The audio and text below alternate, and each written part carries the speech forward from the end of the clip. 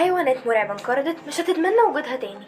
السحالي العملاقة اللي اتعرفت باسم ميجالينيون، واللي بيوصل طولها ل7 متر تقريبا، ده غير انها كانت سامة وبتفترس اي حاجة. بتخاف من التعابين، مظنش ابدا انك تحب تعيش في امريكا الجنوبية في فترة وجود التيتانوبوا، وهو اضخم تعبان موجود على الارض.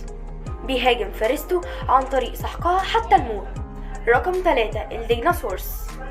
الطيور المرعبة دي كانت بتطير بسرعة جدا، وبتصل 62 ميل في الساعة الواحدة، وبتستخدم أسنانها الشبيهة للسكين القاطع للقضاء على فرائسها. رابعا الوحش المعروف بأندروسيركس، وبيرتبط وجوده دايما بفرس النهر. كان عنده رأس بتوصل طولها المتر تقريبا.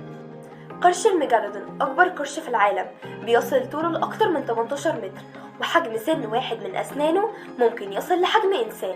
ودلوقتي جه دور المعلومات الغريبة اللي أول مرة هتسمعها.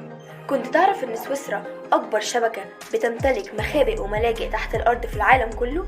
مخابئ مضادة للأسلحة النووية والإشعاع، وبتقدر تستوعب جميع سكان سويسرا بداخلها.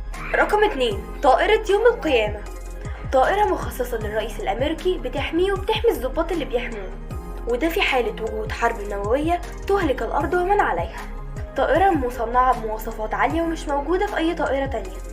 بتقدر تتحرك في الجو لمدة 7 أيام متواصلة.